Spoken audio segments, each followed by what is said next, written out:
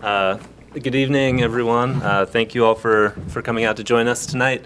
Tonight we're going to have a public forum, and we're going to lead into it with a quick discussion from the superintendent and staff on our budget priorities for the 2020 school year budget. And what we're going to do in particular is tie those budget priorities back to the Portland Promise. But I think it's actually important to take another step back, if we will, from those details to talk about why we have a Portland Promise in the first place, and what the issue is that we're trying to solve with our strategic plan. And so, just to put a fine point on it, we have significant opportunity gaps that exist in our system, and the achievement data is very clear that students from low-income families and students of color face significant barriers, and the board has committed to enacting a plan to address that and to change that. And so we have some levers that we can pull to change that equation, and I think that's what Superintendent Batana is going to be covering tonight. So after the presentation, we're going to be taking public comment, and we're really looking forward to that. And also, we're doing an experiment with some live streaming on Facebook tonight. So we're going to be taking comments from Facebook. So if you have any questions or comments that you'd like us to read aloud here and address, we will take them in that form as well. So that's all I've got. I'll pass it over to the superintendent to take us from here. Thank you. Thank you, Mr. Atkinson, and good evening, everyone. I'm going to ask all of the other panelists to introduce themselves. I'm Xavier Bolton. I'm superintendent of the Portland Public Schools. Because we're a somewhat intimate audience, I think it would be helpful for us to know you as well. So we're going to ask you, after we do our introductions, if you would please introduce yourselves so that we all know who's in the room. So again, thank you very much for being here. I also want to recognize that our board members who are up here had a long night last night. We went to close till midnight to deal with one of the issues that you're going to hear about today as one of our priorities, which is the expansion of our Promise efforts around pre-kindergarten. And so I want to recognize that everybody here is on fewer hours of sleep than we normally would be. So I'm going to ask Malia to introduce herself first, and then we'll just go around. Great. My name is Malia Nelly, and I'm the Assistant Superintendent of Teaching and Learning. Alicia Gardner, the Executive Director of Budget and Finance. And Barbara Stoddard, the Executive Director of Human Resources. I also want to recognize Grace Valenzuela, who is the staff person for the Public Affairs Committee and our Director of Communications, and also today is our Facebook operator. So thank you, Grace, for figuring that out. So maybe we'll start in the back, if you can just introduce yourself so that everybody else knows. Hi, I'm David Atkinson. I have 2 kids, 3rd and kindergarten. Hi, I'm John Trudeau. Protect Our Neighborhood Schools. Robert. Roberto Rodriguez, I'm the chair of the school board. My name is Sarah Brennan. I have 2 kids who will be in the school system in a couple years. Ted Donaldson, principal at London Moore Middle School. Mustafa Rostanpur, Director of IT for Portland Public Schools. Stephen Sharp, I'm a resident. Mrs. Crockett. Crocker, Assistant Superintendent for School Management. Stephanie Walsh, I have a son in kindergarten at Rhodes. Kate Snyder, Executive Director of the Foundation for Portland Public Schools. And Brian, also with Foundation for Portland Public Schools and a past parent. Great. And Mickey, I think we skipped you. Mickey Bondo, School Board and Public Affairs Committee member. Right. And we also have members of the media back there. I know them, but they're public-facing personas. So do you want to introduce yourselves, or we can just watch you on TV?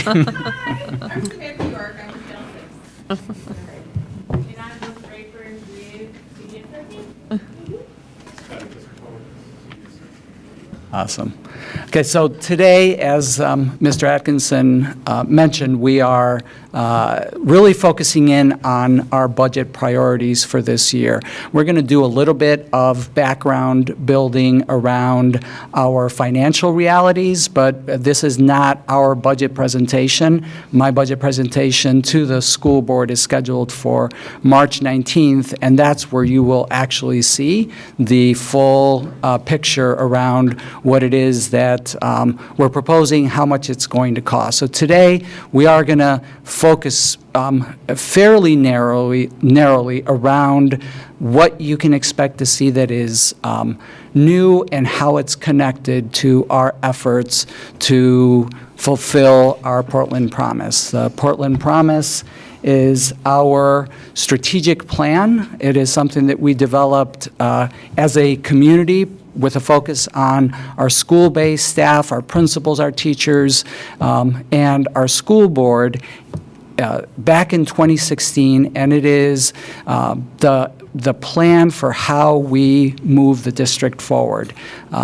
Underlying that strategic plan is an understanding of our current reality. And as Mr. Atkinson said, one of the striking and most central realities that we deal with as a school district is the fact that we do a terrific job with many of our students, and we also have very significant gaps for some of our other students. And so equity is at the center of what we do as a school district, and you'll see that the priorities that we are talking about today are very much an effort to deal with those achievement gaps and elevate the instruction for all students, and at the same time correct for those opportunity and the resulting achievement gaps.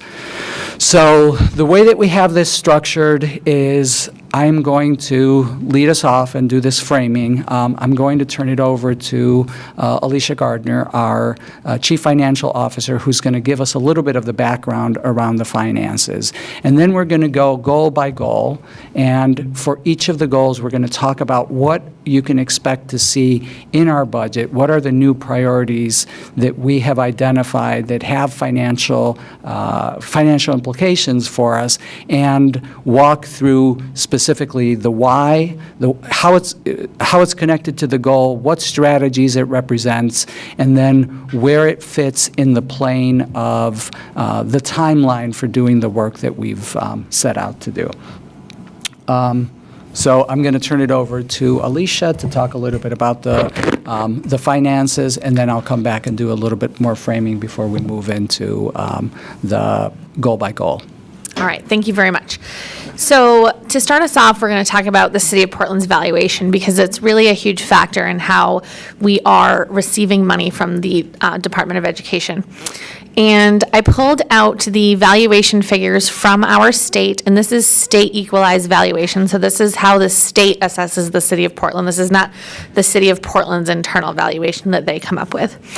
And from 2016 to 2020, we have seen a 12.2% increase in our valuation. We project that we will rise an additional $1.1 billion in the next 2 years, which will be a percentage increase of 27% over the 6-year period. And you can see that graph rising sharply over that period of time. So what does this mean for us? So as I stated, the Department of Education determines how much state subsidy the state will pay based on the valuation of the municipality. So cities with lower value do not have the ability to sufficiently raise property taxes on the lower valuation, so they pick up a larger portion of the share. But in our case, as our valuation increases, the amount the state expects the local taxpayers to contribute becomes larger. So this graph over on the side here shows the gray bar is the local expectation. So you can see that over time, based on our valuation, that number is getting larger. And the blue bar is the subsidy total. So that's the amount that the state's paying. That amount's getting smaller. So that pie is sort of widening as we move further out, and that's directly based on our valuation. So for this year, we did receive our preliminary state subsidy for FY20. It is $700,000 higher than last year. And this graph really just shows you where those changes occurred. So the meat of that, the allocation is based on the number of students we have, and we get a number of factors based on our number of teachers, based on our free and reduced lunch children, based on our English language learner children. We get we get amounts for operations and so on and so forth. And that amount changed very little. Our enrollment changed very little from year to year, and we only saw about a 0.25% increase in that larger piece of the pie. The things that we have called out for our finance committee, and I would just like to point out today, special ed costs are rising here just about 8%. That is based on our actual student numbers and the actual costs that we spend. So that's a majority of where we saw our increase this year. We're also seeing a little bit of an increase in teacher retirement as the Maine public employees retirement system for teachers. The cost to public schools is going up this year from 3.97% to 4.16%. So we are seeing an increase there. And we are seeing a almost 50% increase in, and I didn't change that percentage again, Javier, in our regionalization and efficiency money. And as you may recall, the voters were asked last year to join a regional effort where we joined the Greater Sebago Education Alliance to coordinate for purchasing and hiring substitutes and doing some professional development and that sort of thing. So we are receiving additional subsidy for joining that regional effort. And conversely, the valuation, as I mentioned, is how the state determines how much of that $88 million are we going to pay for in Portland. And this year we are going to pay for 70.5 million of that. So if you take the 88 million less the 70.5 that we're responsible for, the state is going to give us just over $17.5 million for this upcoming year. That is a very quick summary of how subsidy works. So please feel free to ask questions at the end if you need some further clarification. So one thing that we had projected this year was that if the mill rate stayed the same, so essentially if the state did not add money to the to education, that we were going to see a significant drop in subsidy, wholly based on our valuation going up about $250 million from last year. Again, in the future, even if we stayed that mill rate flat, so we were projecting we would lose $2 million this year and about $3.5 million per year for the next 2 years thereafter. So because the state did fund education at a higher level than they did last year, the mill rate dropped from 848 to 828. And essentially that meant that our projection said that we were going to spend $72 million locally, and now we were only going to be expected to spend 70.5. So we actually saw an increase in subsidy from the prior year. So this was really good news. This was not what we were projecting, and we're very happy to have received the amount that we did. However, it is important to understand that our valuation is going to go up by over $500 million next year, and again the year after. And even if we were to further reduce that mill rate, we're likely going to see a drop in subsidy again. So this chart shows if we were to stay at the 828, again, we'd lose about 3.3 million next year and 3.3 million the year after. So if we were to be lucky enough to drop another 20 cents for FY21, that mill rate for that 2021 year would be 808, we would still lose $1.5 million. So it's just really important to understand, while this year we're very thankful, we're glad that we're receiving more subsidy than we received last year, it's still important to understand that our value that is already set in stone has sort of forecasted that we are going to lose subsidy in the future. Great, thank you, Alicia. So what we're going to do now is going to go back to connecting our Portland Promise to the priorities, to the things that you can expect to see in the budget. I know many of you are familiar with the goals in the Portland Promise, and we are going to walk through each of them individually.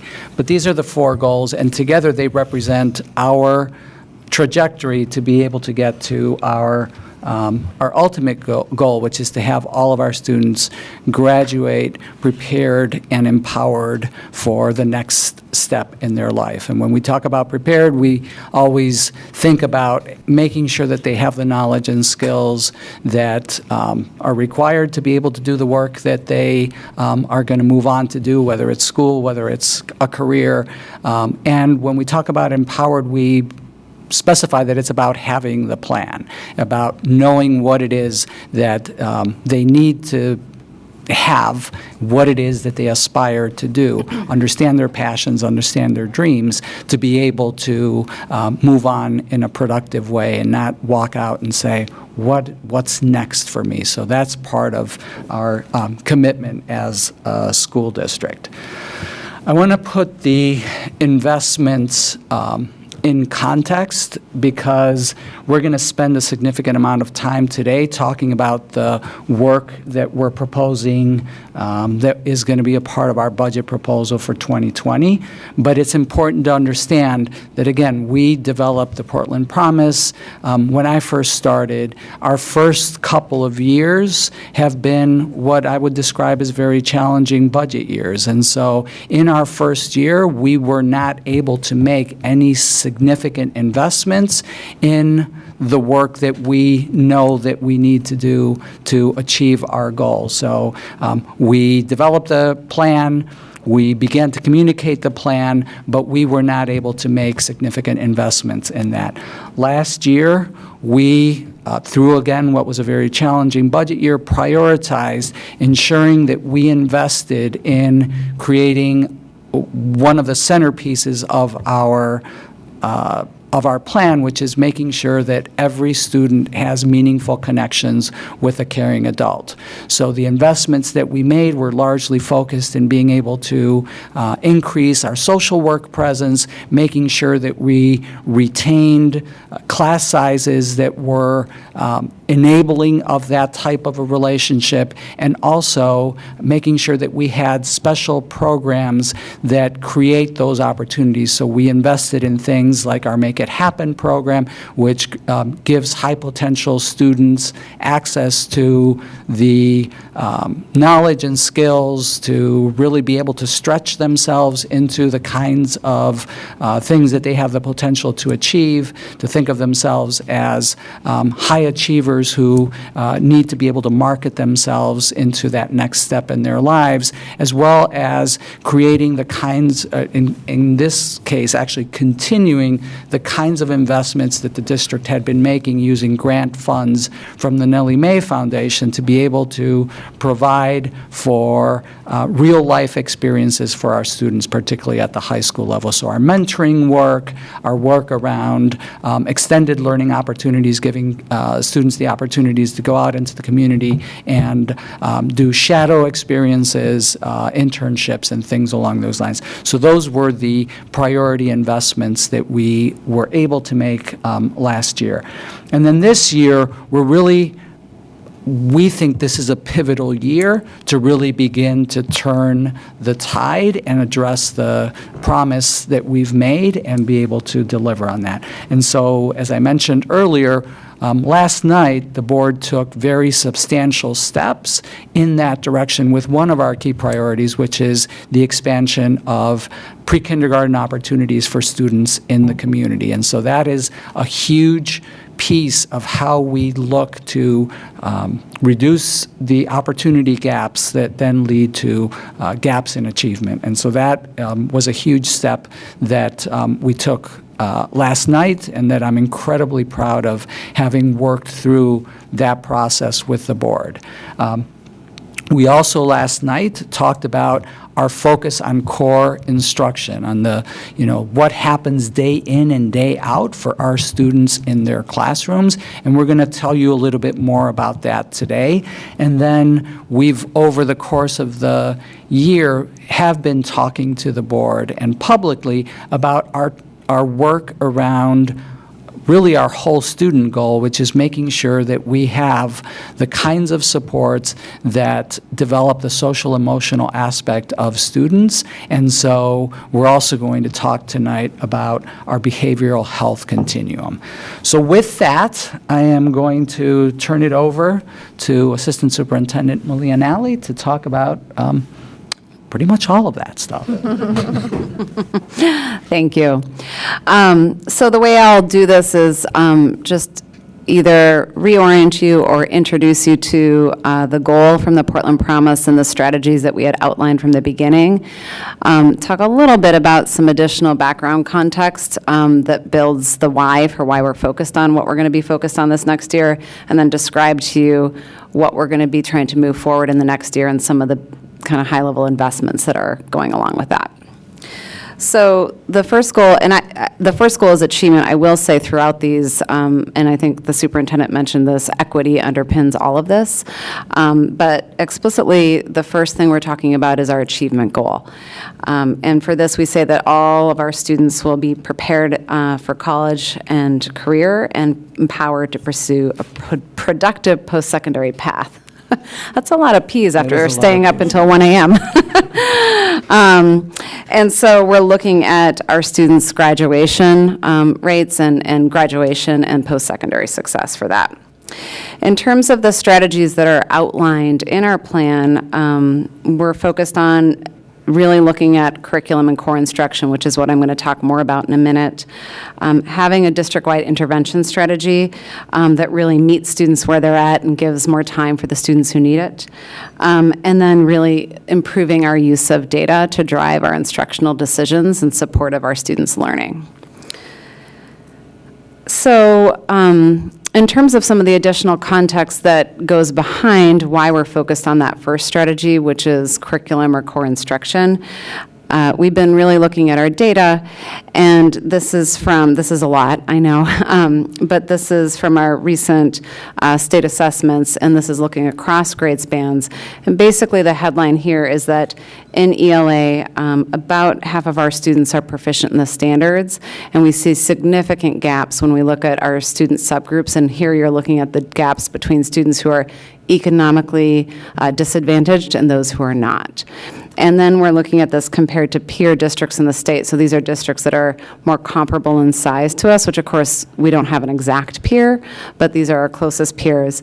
And what we see overall is that we have the largest achievement gap between students who are economically disadvantaged and not, as compared to peers in the state. What is ELA? English Language Arts. Thank you. Thanks. The same trend or pattern is true in math. And so again, about 36% of our students overall are proficient in the math standards at their grade level.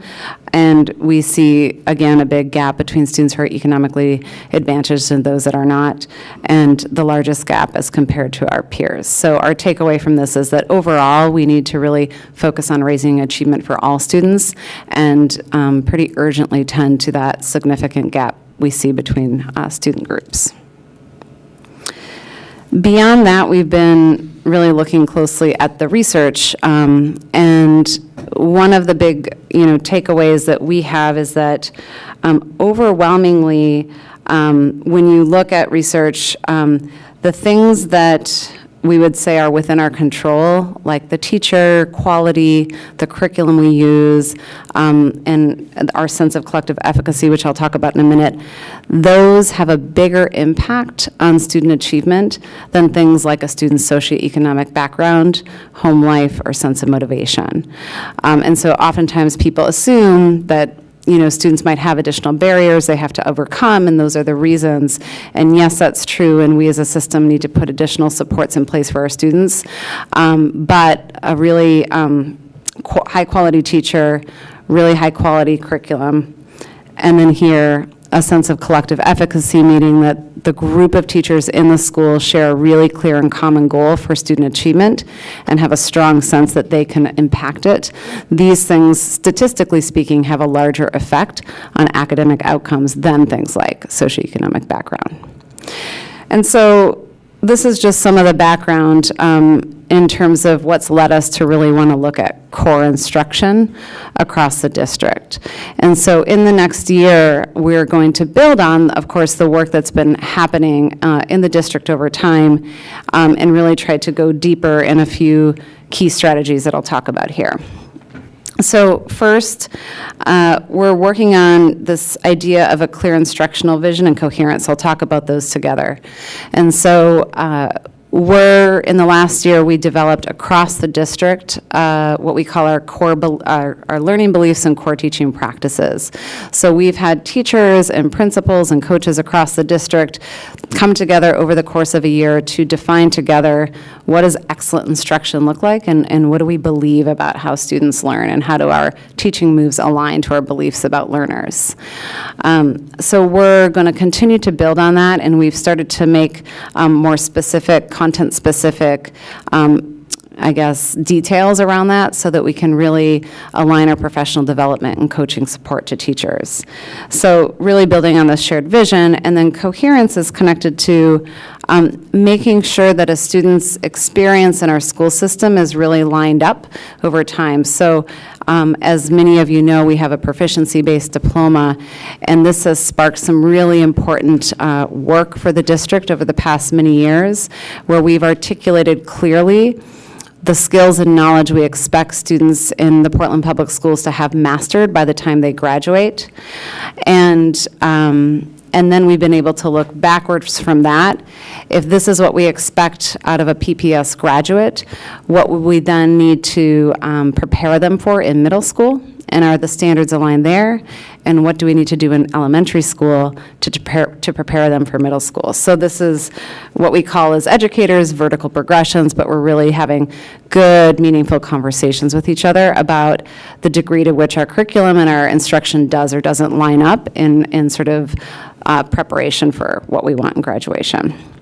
We're also focused on teacher leadership. So here in our district, we have incredible teachers and lots of amazing things happen, but by and large, it's not very consistent, and at the system level, we don't know a ton about all of the programs and curricula that are used in the classrooms.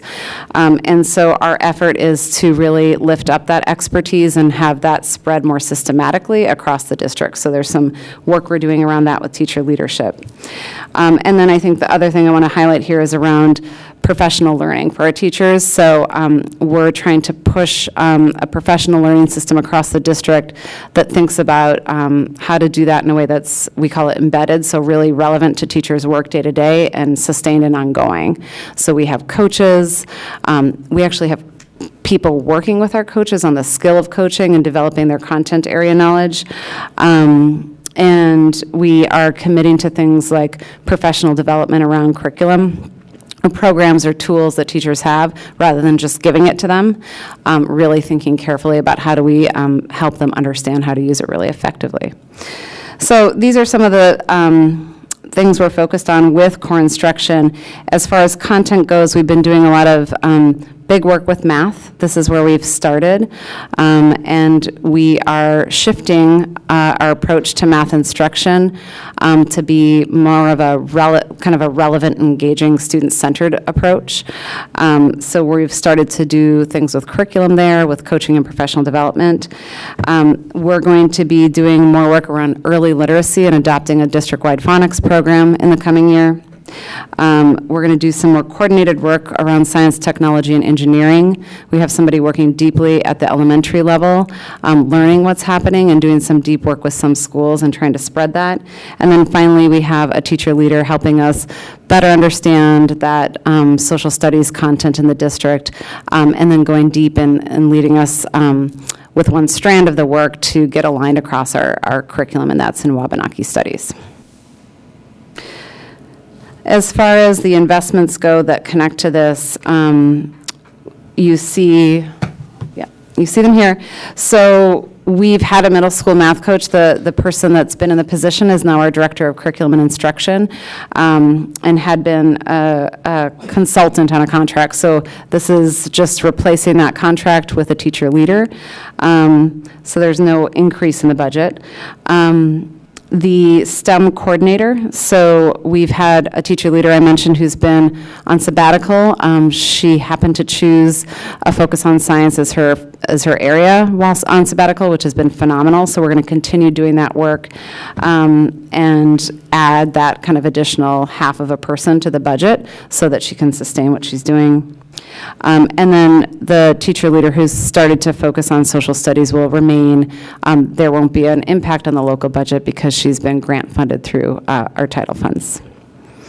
And then you see we have some investments in terms of curriculum and professional development.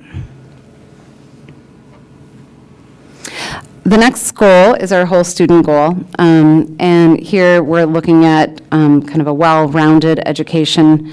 And if you look at the strategies next,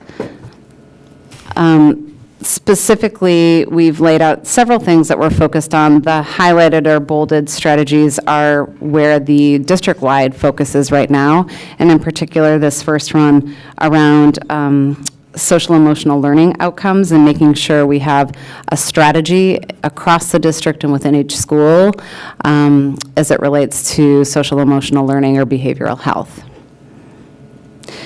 When we've talked about this area recently and been thinking about where do we prioritize among these strategies, again, we look to some of the data externally and also within our district. And so this is just a snapshot of some national statistics, but I think is reflective of the experiences our teachers talk about in terms of some of the change and the types of challenges and behavioral things that are coming up in our schools. And so you see here, mental health and behavioral disorders are diagnosed in 1 out of 7 children, ages 2 through 8.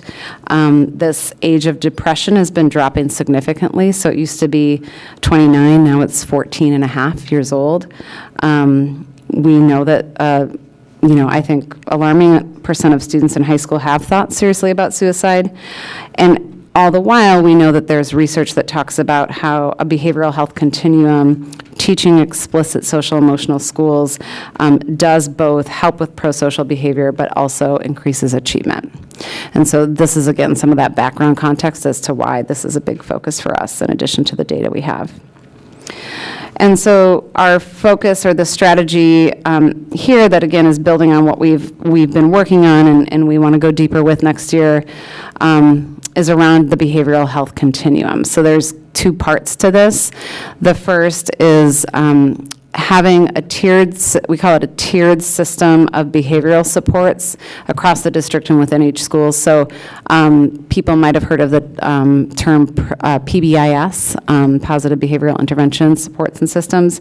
So we are working with our schools to get these systems in place so that, Tier 1, universal supports for all students, and then Tier 2, students who need additional things that all students might not need, and Tier 3 are kind of the most targeted and individualized supports. So getting that really systematic and in place across the schools, K through 12 is one big body of work that we're focused on with our clinical director. And then the second part to this is related to our day treatment program. You may have heard of the Bayside program.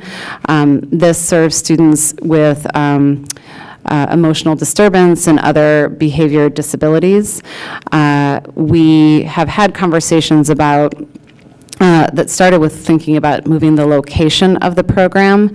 And when we looked at that, we decided to take a step back and really evaluate the programmatic model so that if we were making a physical move, that we were also thinking programmatically about if it was designed effectively. So that led to a big body of work, and ultimately the result is that we are building out the full continuum of what we talk about in special education as a least restrictive set of services. So our Bayside program, we're renaming the Breathe Day Treatment Program. It will be smaller, a little bit more clinically focused.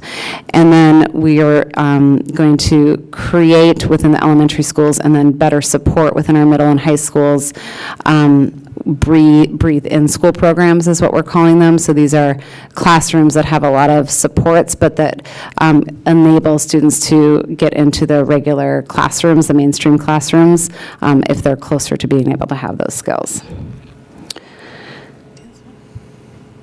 Do you want me to do this? Sure. So, and I just wanted to name sort of what the investments are for this. So this is for specifically in the Breathe program. In order to implement what Malia was just talking about, we would be adding 1 teacher, a lead social worker, 4.5 social workers within the program, 16 BHPs, behavioral health professionals. I got 2 out of 3. And then we would also add $100,000 in startup costs, as many of these classrooms would be new and we'd be outfitting spaces. Oh, and there are the 0.5 social worker is actually for Portland adult education. And on the flip side of this, we would actually be billing these programs through Maine Care at the higher rate that we've not done in the past. And we have talked to the Department of Education about this, and they have blessed us moving forward with this plan. So what would happen is that these investments represent approximately $1.3 million to our budget on the expense side. But we would get reimbursement of just over $900,000 from Maine Care. So the net impact to the Portland Public Schools budget for this dramatically changed program would be under $400,000. Great. And then the third priority we think of under our equity goal, which you see articulated here and which the superintendent has talked about. There are multiple strategies. In this case, we're talking about expanding our universal pre-K program, and we think about that as connected to our first 2 strategies around family partnership and really thinking about the policies and practices that create barriers for families and really systematically dismantling those. So in the case of pre-K, we, again, kind of reground ourselves in the research, which shows very, very clearly and strongly that this is a huge difference maker for students, and especially students from economically disadvantaged backgrounds in terms of longer-term academic outcomes. If you go forward to the next slide, back to the point about dismantling barriers. So we have been on, over a year-long kind of deep process in partnership with folks across the community, led by Starting Strong. And this started with really getting a real deep understanding of the data in terms of, what % of students are accessing pre-K right now, and for those that are not, why not, and what are the barriers families face when trying to get their students into pre-K. And so the big things that have come up for families across our community are the fact that the time of the day make it really difficult for families, especially families who have to work. The cost of this, the care of the siblings is connected to the cost, and the sort of logistics with working, and then just the locations and transportation. It's hard for families to get their children into these programs. So as we move forward from there, we were creating a strategy that would be responsive to what the need in the community is in terms of seats, but also responsive to what families actually need to really maximize this opportunity. So we, like the superintendent mentioned last night, passed a motion to move forward on our expansion toward universal pre-K, as we're calling the PreK Promise. Over the next 5 years, we've committed to at least 140 new seats for pre-K. And that as we're building out these seats, we are kind of looking at making sure the demographic mix within the classrooms is reflective of the district overall. We came, now I'm trying to remember from last night everything we agreed to, but as a part of this motion, we're looking at a transportation strategy for families in the first year. I'm hoping to offer vouchers on the Metro for families that qualify for free and reduced lunch. We're offering before and after care for families, and I think those are some of the key decision points. And the board voted to expand classrooms with Portland Public Schools teachers in a mix of both Portland Public Schools classrooms, as well as in community partner classrooms. So we're excited to get going on that work. In terms of the investments here, Alicia, do you want to talk about this one as well? Sure. So the 2 new PPS classrooms would have 2 teachers and 2 ed techs. We would add a coordinator and some administrative staff support centrally to coordinate the program. We would add 1.5 ELL teachers to help support these students.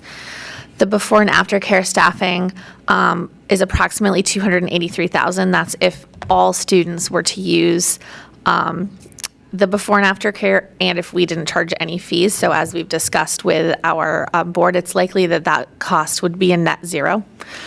And as of last night, the decision to staff all classrooms with Portland Public Schools teachers would mean an additional 3 teachers and 3 ed techs at a net cost of $183,000.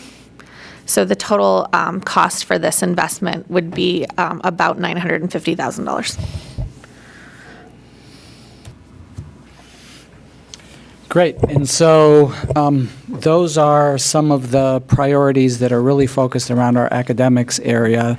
And we also, our 4th goal is our people goal. And as every year, there are important additions and moves that need to happen around our people. The most important, we're an organization where 80% of our costs are tied up in the personnel that work with our students every day. And so that is where the bulk of our work happens. And of course, there are additions that are priorities within our people goal. And so our Director of Human Resources, Barb Stoddard, is going to walk us through those. Great. So as you can see, our people goal up here, it's the 4th goal, is that Portland Public Schools will attract, support, and retain talented and diverse people who use their strengths to achieve our shared goals. Currently, you can see there's a metric up here, and one of the things that we're working on is identifying a good metric for our people goal. We have we're in the 2nd year of doing a district-wide survey for all of our staff. We just got the results for year 2. And ultimately, our intent would be to use some information from this survey as part of our metric. We're planning to use what's called the Net Promoter. It's really a business concept, but there is one now for more personnel-based. And it really measures the willingness of employees to recommend employment in Portland Public Schools to a friend. And this is what we're going to use as a proxy to gauge satisfaction, engagement, and staff loyalty ultimately. So can you move to the next slide? So the point with the people goal is that it's really foundational to the promise. As the superintendent just said, 80% of our budget goes to personnel costs, and people are really our greatest asset. So virtually all of the investments that you've heard about so far are in support of our people. And this exemplifies that not only are the goals really overlapping in many ways, but that there is a synergistic effect by us leveraging and collaborating all of our efforts. So I'm going to just take you through the strategies here. The people goal has 5 strategies. The initial strategy is one about core values, and that we will articulate our core values and unique PPS identity to attract new talent and strengthen our organizational culture. Our second strategy is around data, and that we will use people data systems and routines to better support all of our employees. The third strategy is around professional development, that we will build and implement a comprehensive professional development strategy that prioritizes opportunities for growth aligned to district-wide strategies. And then the last 2 are really very people-focused, and this is about building career pathways that motivate and retain our talented and diverse people, and of course to build and implement a diversity recruitment strategy. The items that you see here that are bolded are things where we are going to make some investments in next year in fiscal year 20. You've already heard about a number of these investments in terms of curriculum, FTE, and professional development. You can move to the next slide. Yep. So, in the realm of our core values and strengthening organizational culture, we are proposing a technology investment of just over $90,000 to replace laptops for our elementary teachers. This is going to build the culture of support of our staff to really do their best work. We will also begin implementing our compensation study. We're going to be looking at select positions for this, and ultimately this will foster engagement and, of course, retention of staff. With regard to attracting and retaining staff, we are developing and about to roll out a pilot program of hiring incentives and referral bonuses that will counter the tight labor market that we're facing, and particularly the national shortage of bus drivers in our transportation department. To talk about career pathways and retention, we are developing new opportunities for our staff to grow and learn. Two examples of that are an additional investment of FTE in our teacher leader, who is running the building out on peaks, and also an increase in administrative leadership in our student support services department. Finally, I just want to mention that there are other areas of focus under the people goal. We're putting a lot of energy into moving this work forward, and we're doing that really by shifting current investments versus adding new money. Just as a few examples, this is continuing the work on TNTP that I was just talking about, the all-staff survey. We're really beginning to build out our people data collection system, and we are looking at multiple projects with diversity recruitment and career pathways. We're developing an equity hiring toolkit. We're building relationships for recruiting channels, and we're developing clear and supported pathways for internal staff who want to grow their careers. That's it. Thank you.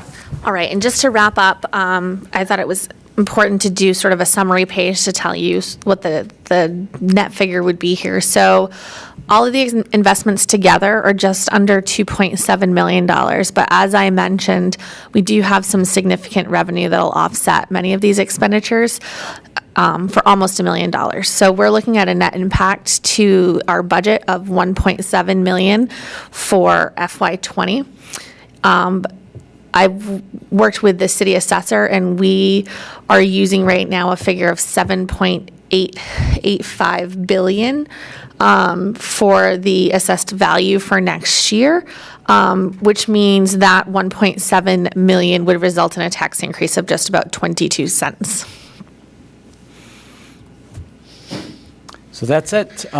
So we would like to open up the forum and give people an opportunity to ask questions, make comments, or anything that that makes sense related to the topic. And Board President Rodriguez's hand is up. So. Just on that last slide, the 1.7 includes the additional 180,000. Yes.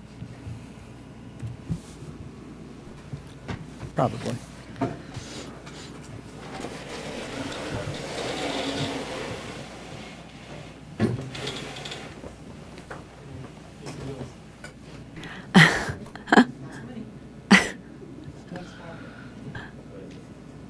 David. Henry, do you need people to come to the mic so that it can be heard? Or, I mean, David does have a thundering voice, so. And we're not restricted to 3 minutes. We'll see. Told me that on the way over. Grace, could we turn the... My name's David Atkinson at 9 Grafton Street. I definitely came in more of a conversational tone tonight, so I have some questions, and I'm hoping that there is a little bit of back and forth available, and so I'll just get right into them. I guess my first question is, or a lot of these for you, Alicia. You have a strange voicemail from me today, or someone from your staff does. I'll get into that later. But, you know, this year we kind of, we got saved by the mills, right? Or the change in leadership in the state has allowed this $700,000 to $1 million increase in funding coming this year over last year. So my voicemail question to you was, I wanted to look at the last 10 or 15 years and look at escalators, just escalators, and how much the city council has funded the education budget compared to the escalators. If they've met the escalators, beaten the escalators, or if they've missed.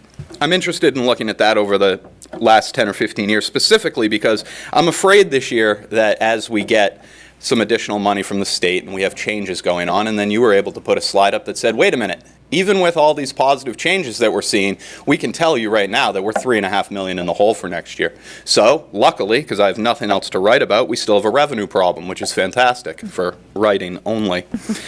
My question was kind of to you, do you see, one, if that data is available, I'm sure you have it at your fingertips, but also if there's other things that you see at the state level having to do with the funding formula or other things I'm not aware of that could have an impact next year to that $3.5 million number. So that's a question right there. Okay. So I don't know if I pause or... Would you like to pause, or would you like to ask another question and have me answer them all I'd at like once? to sit back there and have a 3-hour conversation. So I can certainly provide you historical data. I believe we sent you 14 years of budget books today. Oh, you sent it? I believe we did. Okay. But Awesome. As far as escalators versus what has been provided, yes, it's probably a very large 14 email. years It's of probably budgets stuck coming in, somewhere. it's like, We can certainly look into that. So I can get you that question. But as far as sort of what the state's got going on, the problem that we face in Portland is that there's a lot of good things that are kind of out there right now. So there's, funding pre-K at 50%, and there's raising debt limits to have more school construction. And there's a lot of things that are out there that sound great and would be really beneficial to children. But the problem is if it's not funded at 100% by the state, there is some ways that it could shift back and essentially make our mill rate go up. So there's a chance that even with these good things coming down, that we actually could lose more money. Just because our valuation is so much higher than everyone else's that we sort of disproportionately take sort of the brunt when the mill rate figures kind of go up and down. So while we've been really positive about a lot of the things that are happening in the legislature right now, we've been very cautious to let everyone know that if these measures are not fully funded by the state, that it will likely have a detrimental effect on the city of Portland and other high-value communities. Okay. Awesome. Thank you. So for this year, running into next year, what I have for numbers is I have $4.5 million in escalators, give or take a little bit, and then 1.7 as the net for new programs puts, just over $6 million, and on a $110 million budget, that's already, 5.8, right? 5.8, 5.9-ish in there. So I guess as I'm looking at that historical data, and I believe what I'm going to show is that we haven't over the term prioritized education and always gone and said, yes, this is what we want to improve for next year. We do a lot of shifting, which is great. We become more proficient and equitable. But I guess tying in with that is I'd like to know from the superintendent and other board members is if we look back in the same time frame of 10 or 15 years on the amount of programs that we've had to remove, since we're 80% people, to save money, what parts of those programs, if we look back and go, you know what, we had to get rid of that and we need to make sure that it comes back. If there's programs like that that are out there that need to be thought of, to be honest with you, when I look at, just over $6 million increase, or just under 7 for next year, in my mind, I'm just saying not enough, because I don't see how we've spent so much time pinching and going around corners, curving corners, that now when we have a little bit more money coming in, that we're not still looking for the same amount of money to make up for old time. So that's just one person, and I know that's not a question. So it's strange, a taxpayer is sitting here telling you that maybe he wants to pay a little bit more in taxes that he can't necessarily afford. But when I look at history and I look at current programming, I guess I'm looking for a little bit of making up. I'm sorry I keep looking at you. I started with you, so I'm going to stare at you. I really want to dive in and look at what has been removed from a financial standpoint. if it was the right thing to remove, and if it's time to start putting some of those things back. I think everything that you've lined out today is fantastic. I'm wondering if it's enough after what we've been through for the last few years. I have so much more that I'm not going to put you through tonight.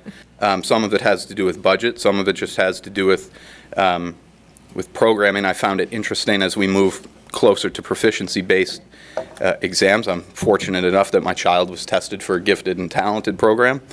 That's great, good for him. He deserves all the credit, but it's interesting that it's a standardized test to go into gifted and talented programs as the district moves more towards a proficiency type idea. I'm hoping he's a good tester. Again, I have notes and I'm just saying stuff because it's a forum.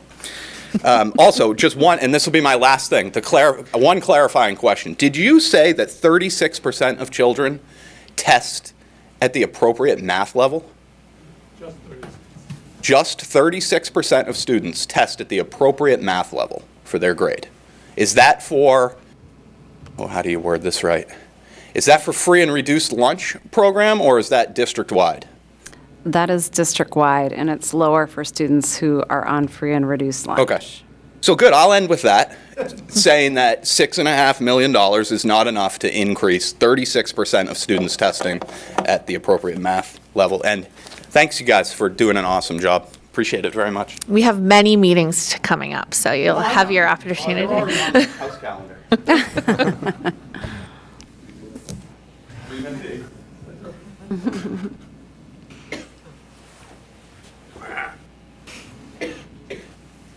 Stephen Scharf of Cumberland Avenue. I guess no one else is going to speak. Probably after I do, they will. But just some comments to start off. Alicia's description of the budget, the early part of the discussion, she referenced the state funding of education and referenced the state. The increase is, she implied that it was de facto going to happen, and it's not de facto. The state budget, whatever funding for education is depending on the state legislature. Until the state legislature passes a state budget, our funding of education is completely in limbo. The state legislature could completely change the formula. It could do multiple things, and they definitely, the legislators up there definitely try and tweak things to improve it for their district, which then affects other districts. So you can't just say until the actual budget is passed, which sometimes happens in. If they want to pass it with just the Democrats passing it, they have to do it by March 30th, which is, I think it's March 30th. Less than a month away.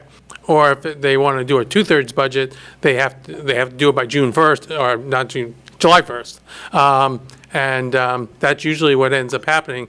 I have personally not heard discussion as which way they're planning to do for the budget. Since the Democrats control both houses, they could do a majority budget. Majority, it'd be a majority, but they could do a 50% majority budget. So it's always one of the things about in the second cycle, it's always been approved in the first, so it's really the second part of the cycle, it's not really an issue, but we're in the first part of the cycle where they are, it is depending on what the legislature does for approval. That brings me to a point that I like to point out is that, and like to get pushed back on, is our budget is $110 million, and I don't know the exact math. I believe is about 15% of the state funds about 15% of our budget. They're not funding 100%, and yet we talk about how every kid we add to the school system is money. We're going to get more money. We're going to get from the state, and that's not really true because we only get 15% of any kid's dollar versus other school districts like Lewiston that gets 60 to 65% of every kid's dollar. And our biggest problem is that this school board has not done what it needs to do to fight for a fair funding formula, which would be to fund every kid in the state of Maine at 55% across the board. If we did that, we would have the money we need. But the school board refuses to take a stand and make it a priority to properly have funding of education in the state. And allow us, and the city council also, and allow us to be walked over by the rest of the state. It wouldn't happen if we elected Republicans to the school board and the city council and to the legislature, because Republicans would make sure it happened. I'm curious about a couple things. First of all, are we still playing with this Common Core concept, or we dumped it? Yeah, the Maine learning results are based on the Common Core standards, so they're the learning standards. Okay. I don't know if I fully understand your question. Have we dumped Common Core in the state of Maine? I was thinking more of the school district. Have we dumped Common Core? Are we still playing with this dumb thing that doesn't work?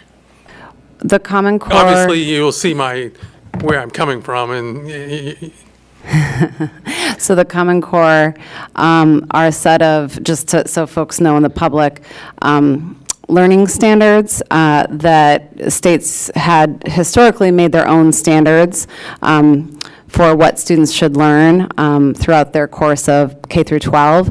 And so educators from across the country came together with post-secondary, so both folks in the career realm as well as in the college realm, to figure out what is it that students at this point in time really need in order to be successful. So they developed these standards, and then each state decided if they would adopt them or if they would tweak them. So Maine has basically adopted them in the context of the Maine learning results.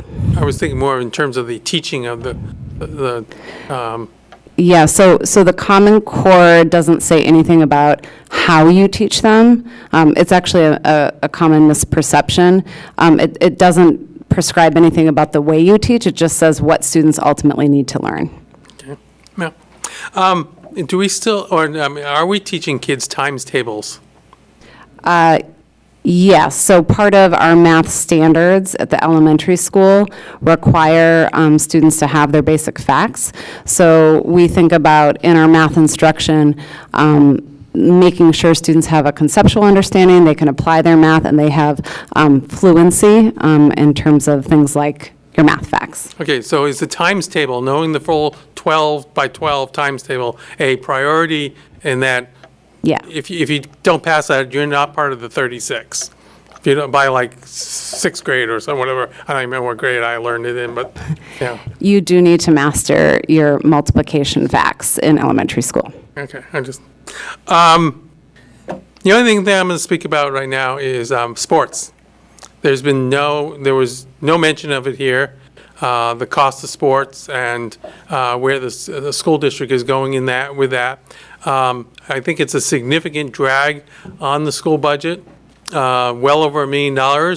We never are able to get an exact figure, and the exact figure that we do, or the figures that we do get, generally doesn't include significant aspects of the management of sports, like the actual management of facilities. That's always like put in another category, and I think there needs to be a deep dive in what sports actually cost the school district, and whether we really need to be continuing to be, whether it needs to be part of our system, or whether we allow sports to be jettisoned out to the community to operate on its own.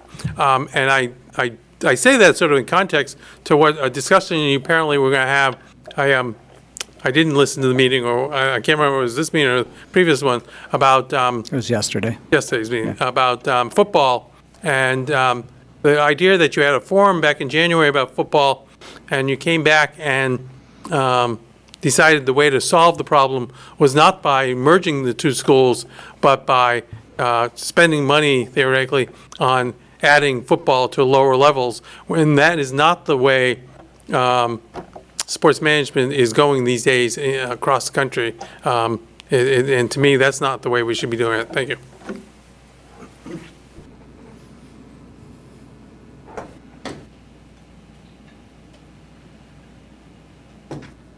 Any other questions or comments? Questions from Facebook? Any questions from Facebook? No? We have 4,400 people, but 76 engagements. 4,400 people? 400. Oh, wow. Calm down, Javier. Or when I looked.